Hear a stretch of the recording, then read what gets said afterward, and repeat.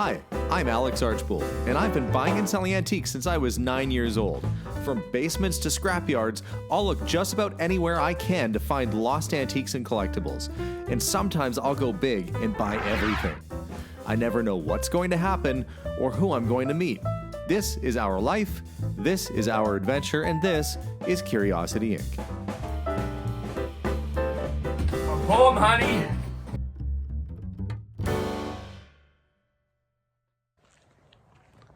Hi guys, and welcome to today's episode. Melissa and I, we went out together. I wouldn't call it a date, but I took Melissa with me on a pick the other day.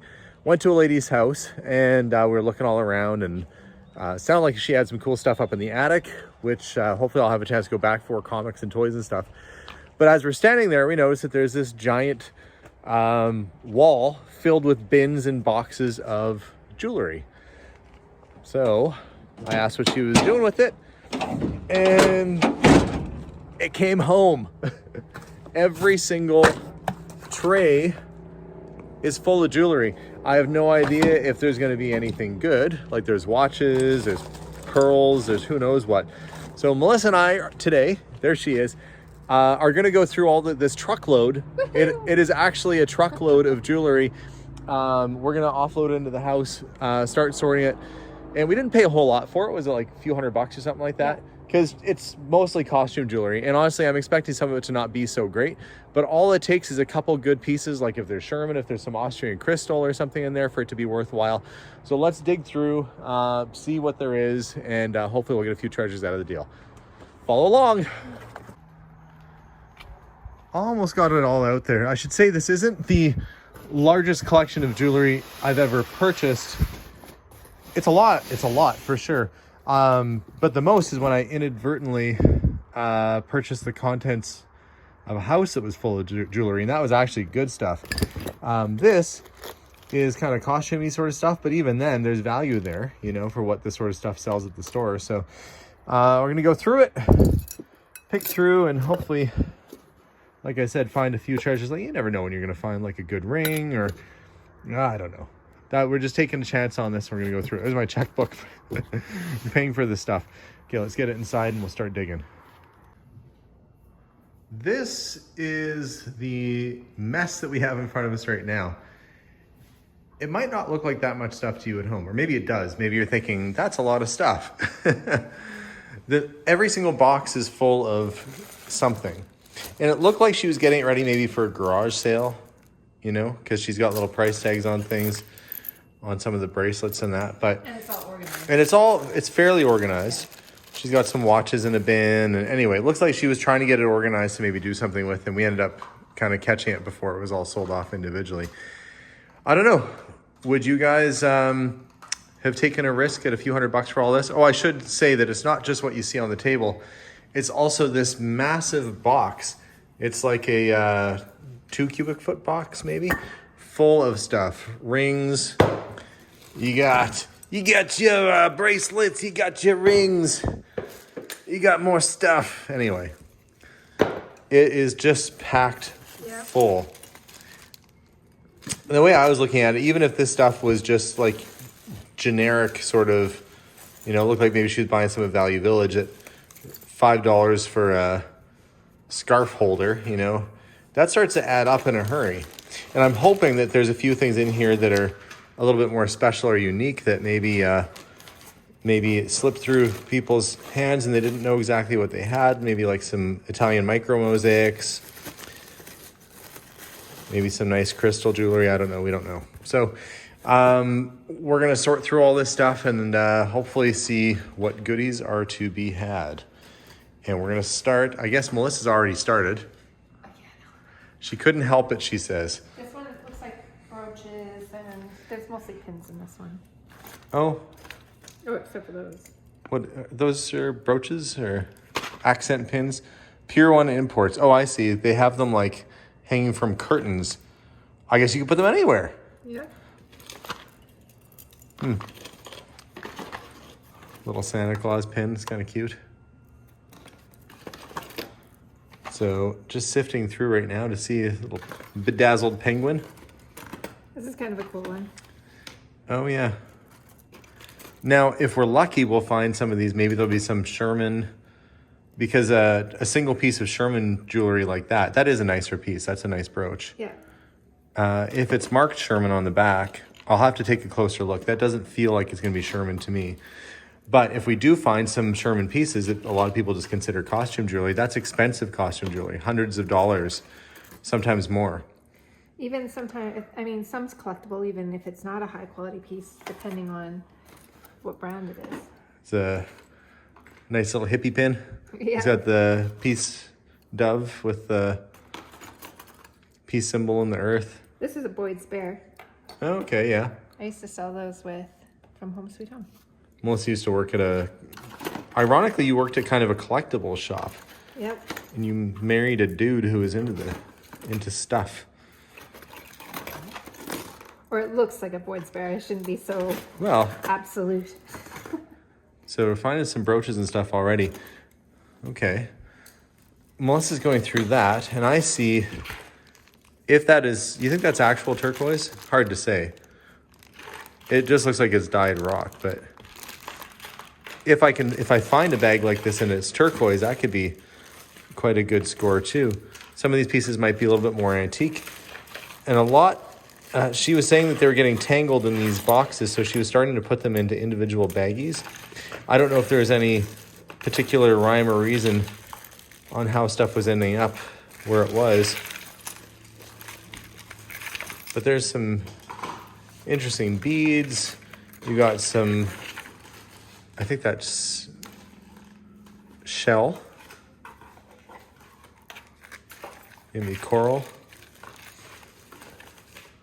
Little filigree.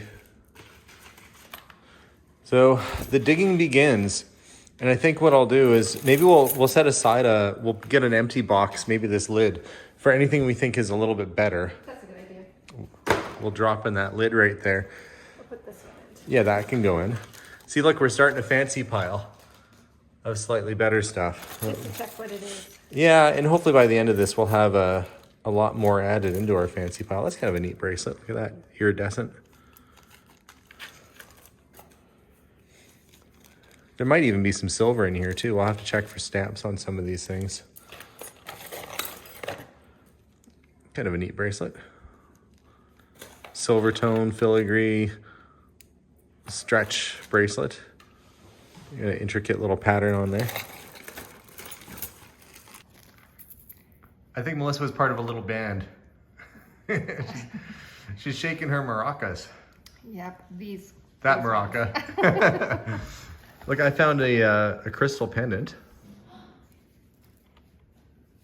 That's pretty neat. It's on a leather rope. I'll put that in the neat pile. I think that's cool. Oh, look, almost didn't make the bucket. There we are.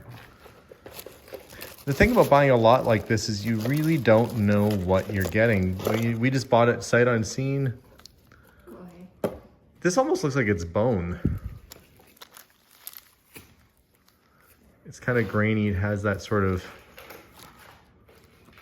I don't want to say ivory-ish sort of feel. It feels like bone, polished bone of some sort. It's an interesting piece. Our dog's even excited. Chewy, you want to get on this action? You want to look for some dog jewelry? Now, I'm going to keep going through. Oh, that's pretty psychedelic. That's like, looks like if you're going to a Grateful Dead concert, you should wear that. Look at this one. Whoa. It's like a funky little skull. Yep. That's kind of neat. That's the sort of thing somebody is going to think is cool. I can just sense it. Some nice fine beadwork in here. How's it going over ear end? I found some cute little earrings, Oh, I see. but This looks like a locket set on, like, not locket, but look, there's a little skeleton kind of key. Like charms, that's what I was meaning to say. It looks like a necklace with charms on it. It's a charming necklace. dude, no one. I'm gonna put that in the cool pile. In the meantime, I'll let the dog out because he's gonna drive me crazy. Oh. What'd you find? A little Christmas scary snowman. Oh, hang on. I'm gonna try and zoom in on it. Can you see it? Oh, yeah. He is kind of intense. Oh, I found a pair. So Abigail, you have to dig through this and tell me if you find anything cool, okay? Okay. We're gonna get some help from Abigail. Getting in on the action here. But there's all these buckets, like look at all this stuff. Oh my gosh. You know, and this one looks like it's, oh, hey, that's Tupperware. I'm like, hey, forget the jewelry, that's a Tupperware container. Anyway, or Rubbermaid. Never mind, it's not as exciting as I thought. But that's all plastic, but if you get Bakelite, that could be kind of valuable. So sometimes people clump it and go like, oh, it's just plastic jewelry, and then really it's Bakelite, which is a form of plastic, but much more collectible. I don't know why, I always think that the rings are neat to look at. So I'm gonna grab this bucket of rings. I think there's a couple buckets of rings. I'm gonna dump them out, see what's inside. Boy, is there ever a lot of jewelry in here though. It's kind of an interesting piece. There might be some artsy pieces in here too, where even if it looks like it's costume jewelry, if it was artist design, could be quite special. We'll know. By the end of this video, we'll have a little assortment of our treasures that we found, and we'll show you guys what the coolest pieces were.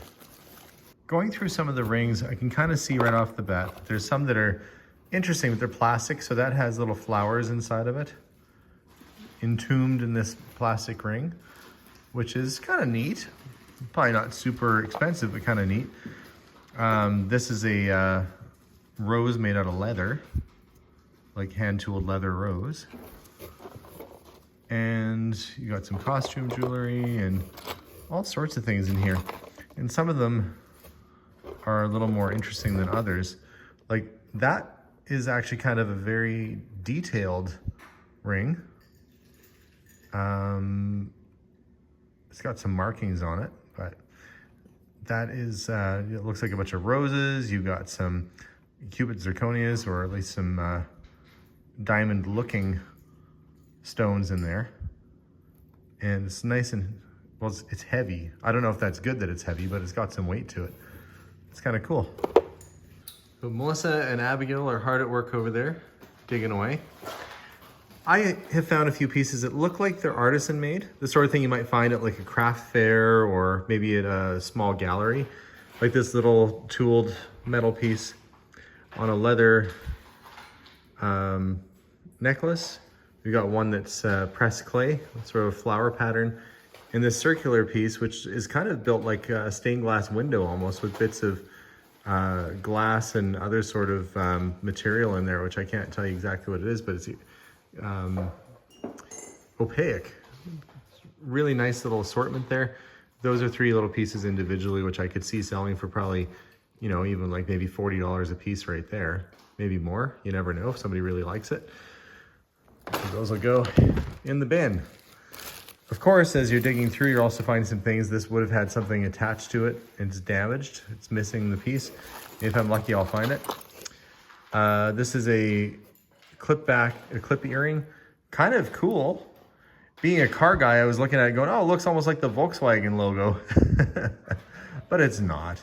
But that is kind of a weird and unusual looking piece. So a few treasures so far. These things seem to have a dark and sordid past, like this. Bum bum bum bum. It's Darth Vader. It's a Darth Vader necklace on, I guess, do they call that a toilet chain when it's like the metal link like that? Well, some people do. I don't know what the actual name is for that, but anyway, it's a novelty piece, but it's black enamel on chrome. You know, that's the sort of thing somebody would probably buy individually. And that's what we're trying to do, is pull out the stuff that will go individually, and then the rest might just get sold off by the box load. It's the end of the day, and we've not gone through quite everything yet. There's been all sorts of stuff in here. Again, mostly costume jewelry. And what I'm doing right now is I'm trying to figure out what I can make into individual lots, like a lot of 3 crystal beaded bracelets. You know, what can become its own sale lot, and then what is just going to go on its own, like this box full of assorted wristwatches, which I'll probably just end up selling all on its own. I'm going to try and sort as many box lots as I can to get the table cleared off, bag up the rest, and then hopefully we'll have enough to throw through an auction sale and get out the door. So this is kind of the aftermath of a day and a little bit of sorting. We've got one bin of kind of more interesting items, some older costume jewelry pieces, and they'll be bagged up and they can be sold individually at auction, crystal and so forth. So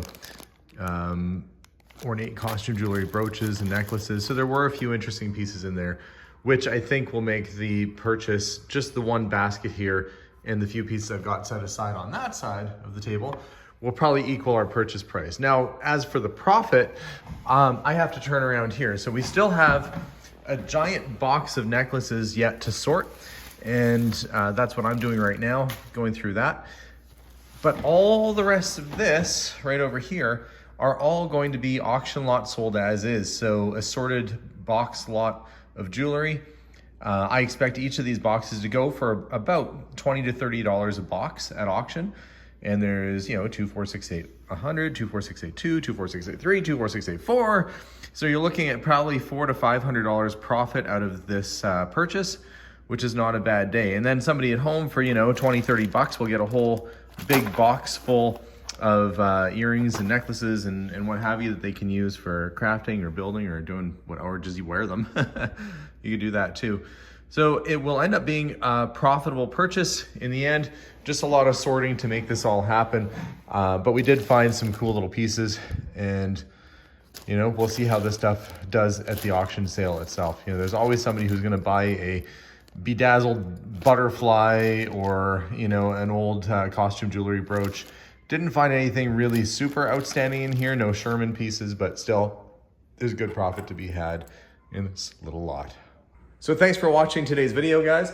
Melissa and Abigail have left and they also were able to find some bits and pieces in here that they were able to keep for themselves. So nice little score for them to get a few pieces that they wanted to bring home and hang on to. As for the rest of this, it'll be going to Kastner Auctions, which is where I usually sell most of the stuff that we find and purchase on this program. Kauctions.ca. I don't know exactly when this is stuff going to go through. I'm probably just going to put it through a generic auction. They do a Sunday sale every single week, and that's where a lot of this will end up landing. So I'm looking forward to a good profit coming back, and honestly it was a lot of fun to spend time with Abigail and Melissa and go through it all. So thanks for watching today's video, guys. We'll see you all soon, and as always, bye for now.